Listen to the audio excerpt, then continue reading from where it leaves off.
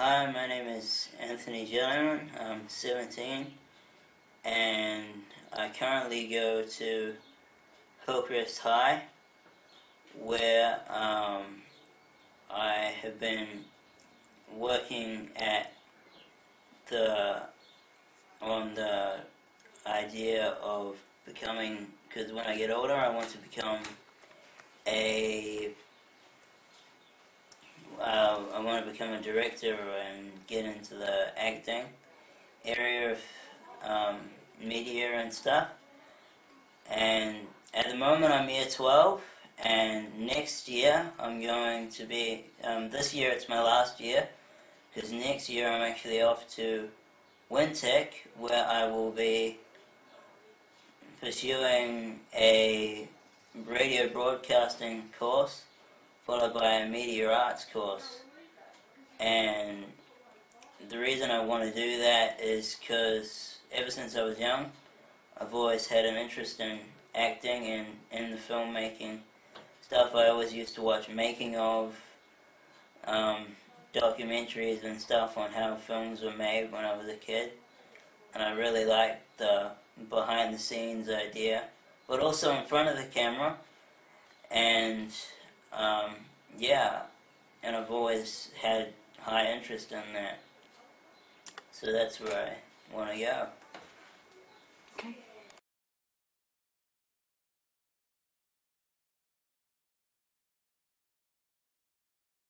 Alright, so when I was young I was diagnosed with a disability, and at first my parents were told that I wasn't supposed to make it past 5, but I keep exceeding the expectations of what the doctors said, so they gave up after a while and said basically just to live life to the fullest. And that's what I've done, really. So yeah, and with that disability though, the tough part was when I found out that I had that and had to deal with it, was discovering how things would work in terms of school. And when I got to school, it was tough, and people used to say, I mean, I made friends, but I also had a few people that didn't understand my disability as much as they probably could have, and they used to pick on me, and it was tough, and I didn't really react that much, but I did react, and over time I eventually just got sick of being picked on, and I began to fight back and to sort of get my voice out there, I suppose, as to how they were making me feel, and I would sort of tell them that what they were doing was wrong. And that in itself was difficult, because with the bullying itself, I went through stages where I had to have sort of lessons on how to manage my anger, because I would get angry when people would say things to me, because, I mean, with one person saying this and another person's saying that to me all the time, and like the early years of school, it was really tough for me, so I began to act out on that, and I didn't like the way they were treating me, so I made sure I told them that. As well as the bullying, I've faced many obstacles and situations in my life where I've had to make tough decisions. Like, I've had many operations in my life, and even then there were some tough decisions. like one situation there was, I was told when I was young that I would have to have my neck fused, and I was told that there was a 50% chance of me coming out alive. And at the time, it was sort of tough because I was young and I didn't know how to respond to that. But what I did was I said, you know, let's get it over with, let's get this done. And I'm still alive, so it's great that what they did worked.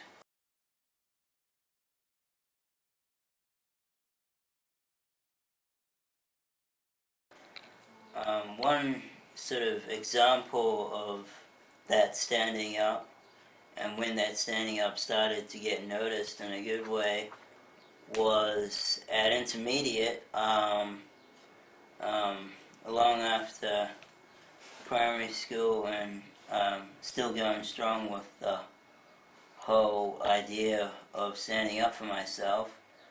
I got into a conversation with some boys who were quite tall, you know, quite big, and they were talking to me about swearing, and they were questioning why I didn't swear, and why I didn't use the language that they used around my friends, and I let them know about that, and these guys were way bigger than me, yet the teacher just thought I was amazing for having the courage to stand up to them and tell them what I thought, because I don't think she'd ever seen that before from a student in the school, seeing that kind of courage in someone to have the ability to stand up for themselves like that. One thing I did was seek professional help from a lady named Leah Andrews, who worked at Starship, and she was there to sort of help me with my anger issues that I had with the bullying, and sort of just helped me in general with dealing with various things. And she would talk to me about things that were going on, things at home, things at school, just stuff in general, to try and figure out the best way to deal with them with me, and then I would take what I learned from that and go and sort of act upon what she said. I've got a lot of mentors, but the main mentors for me were the ones who I was actually lucky enough to meet. A few years ago, I got involved in a company organization called Star Jam, and when they first came to me, they asked me which celebrities, if you could meet any celebrities, which celebrities would you meet and why? And I thought for a moment, and they let me sort of dwell on that for a bit, try and figure out who, and I didn't know at first, but I came to them with some people, and one of those people was Peter Jackson. And lo and behold, next thing you know, I get a call from Julie, the founder of Star Jam, and she says that we've got you an interview with Peter Jackson, and we have tickets for you to fly down to Wellington and do the interview. So they flew me down there, down to Wellington, and I got to make up some questions that I wanted to ask him, and that interview was shot on the set of Lord of the Rings. The great thing about that interview with Peter was the effect it had on my dreams and my I've always liked being inspired by people, and it was really nice to learn from one of the greatest people in my eyes in the film business, and get some pointers, I suppose, on what it's like to be in the film business and make movies, because I've always wanted to make movies ever since I was a kid, and it was great to get pointers from him with that. As well as Peter Jackson, one of the other people I interviewed was a double amputee named Mark Ingalls. And he has, when I heard his story, he actually released a book called No Mean Feat, which talked about the story of how he achieved what he achieved. And in that book he talked about climbing Mount Everest and getting to the top of that mountain and achieving the goal, and how amazing it was when he did that. And I think that was part of the reason I wanted to interview him, was because he had so many amazing things to say, and even during the interview he had a lot of great things to say, a lot of advice to give about achieving goals. And that, as well as the interview with Peter Jackson, was sort of a drive for me, really. It drove me to sort of get into that media area and sort of become a filmmaker, become an actor, and yeah. With writing and with singing, with music, I've always looked to like all kinds of bands, because my mom was a singer and she was in a band. She was in a couple of bands, and music's always been in the family in that respect. And with as for the writing, that sort of just came with I used to read a lot when I was younger, and I used to read a lot of books, and the main inspiration was probably J.K. Rowling. When I picked up Harry Potter back in primary school, the teacher recommended that book to me, and I was like, wow, this is a good book. This is really cool. And I remember recovering after some surgery, and I was reading the third book of Harry Potter, and yeah. And what?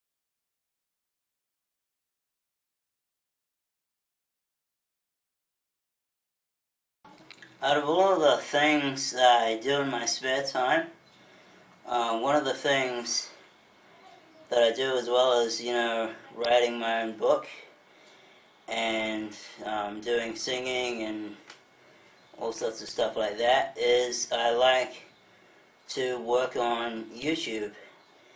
And when I was, I can't remember, I think it was last year, I I was trying to find out a bit about YouTube because I wasn't really sure what YouTube was. And I heard bits about it from my friends and various people who sort of knew what it was, but they didn't really take much interest in it. And I was hearing about these people that have been doing things like vlogs and all sorts of crazy and amazing videos, and I was like, I want to get into this kind of stuff. This is pretty cool. So I sort of just one day after school, I set up a YouTube account, and next thing you know, I sort of started gaining friendships with a couple of the big people on there. Yeah, big people like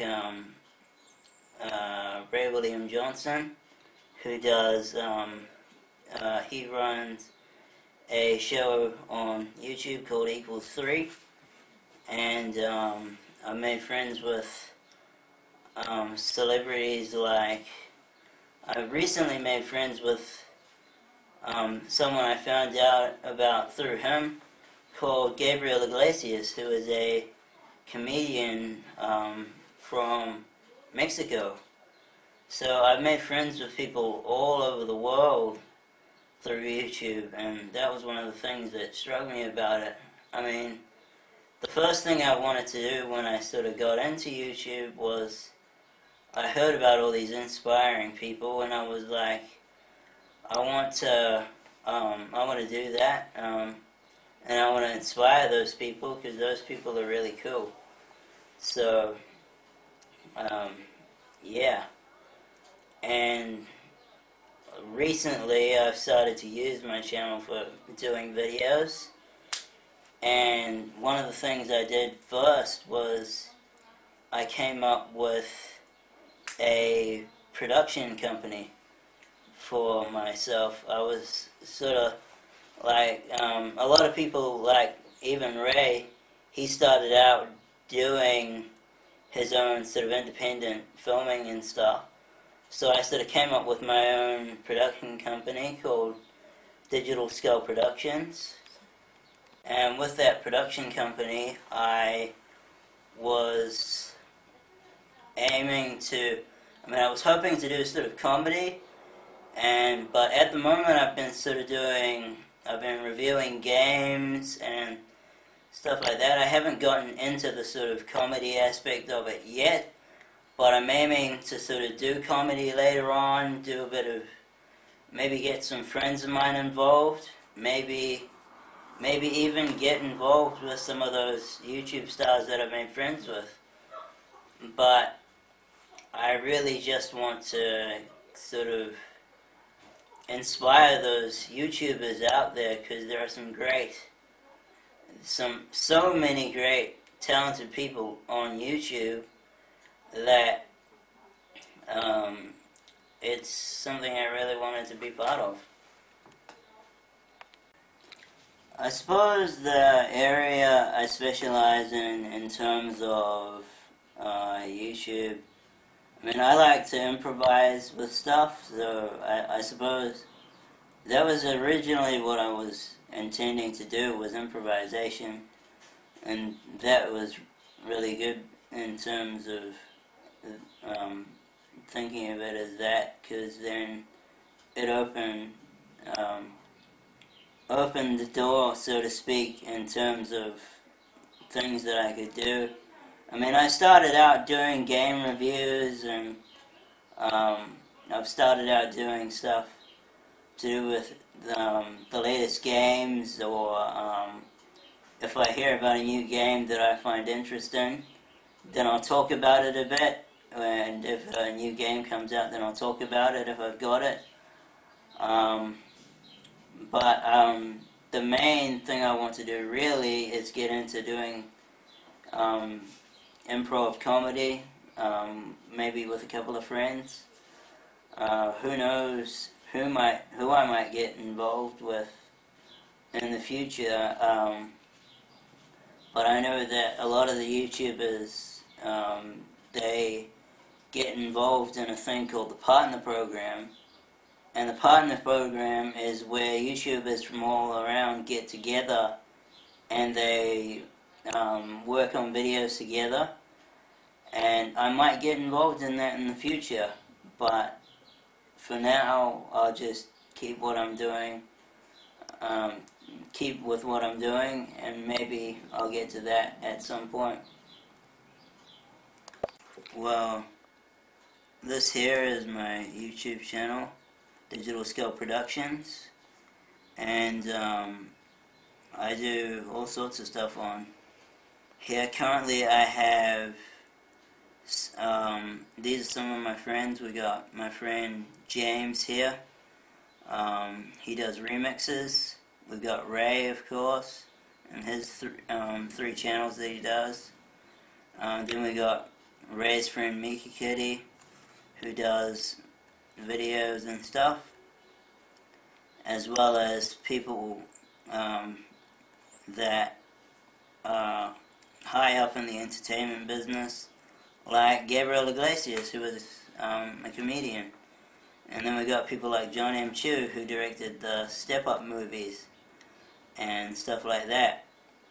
And all of these people have sort of been inspiration to me to help keep my YouTube channel going.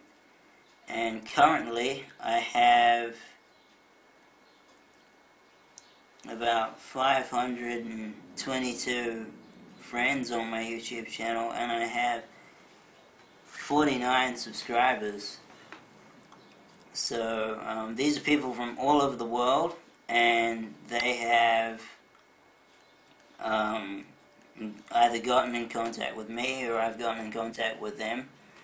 And yeah, I check out their stuff if they contact me, and a lot of them are very talented, and yeah, there's a lot of really cool people out there. Success to me is an interesting thing. I mean, I know that you gotta work for it, and I know that it takes a lot of time and dedication to succeed in something, no matter what it is. But I also know that if you work at that, then you can get to that sort of, it's like a destination, I suppose, and like you're on a, you're on the road, and there are lots of obstacles on that road, and that road can go in many different directions in many different ways, and you've got to learn to face what happens along the way, and some of it's good, some of it's not so good.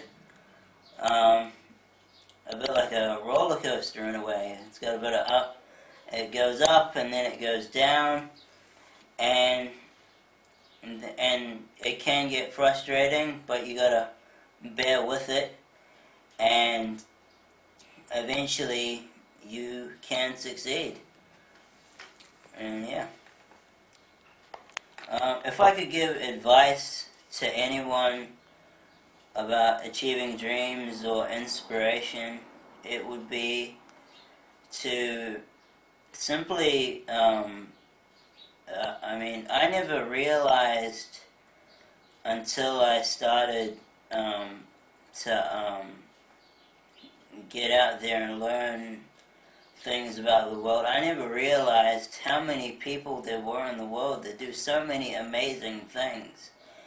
And my advice to those people is to get inspired, really, and inspire the people that inspire you.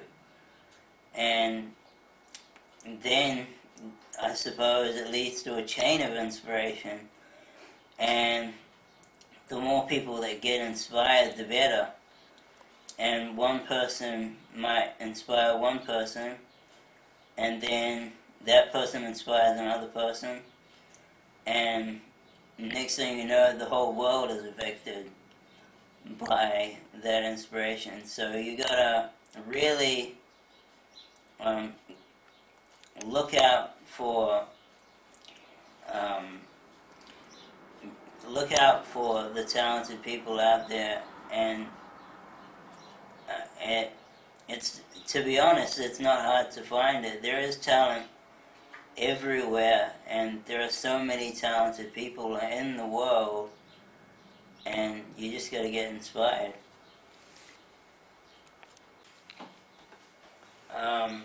As well as sort of getting inspired by other people. I mean, you do have to be careful who you get inspired by. I mean, I know there are a lot of people out there in the world that do inspiring things to a point, but there are things that they do that aren't so good, and there are things that they do that um, are not good for them, and can get them in a lot of trouble sometimes. And I suppose the thing you want to do there is you want to make sure you get inspired by the right kind of people, and make sure you